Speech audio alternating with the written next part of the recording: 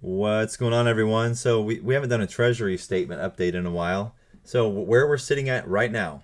Remember, this fiscal year we opened up at $215 billion. Now we're sitting at 125. We've been fluctuating up and down.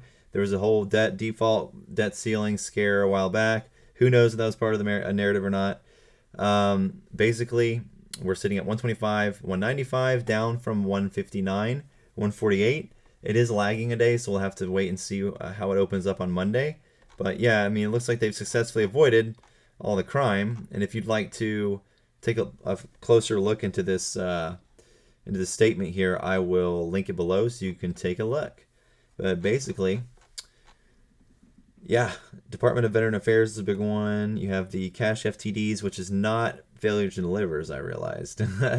It's actually federal tax deposits, I think. So that makes up another big chunk of it. So anyways, yeah, closing in on the year, man. Let's see what happens. We have a few weeks left. Hang in there and bring you relevant information as it comes out. Y'all have a good rest of your weekend, and let's go on Monday.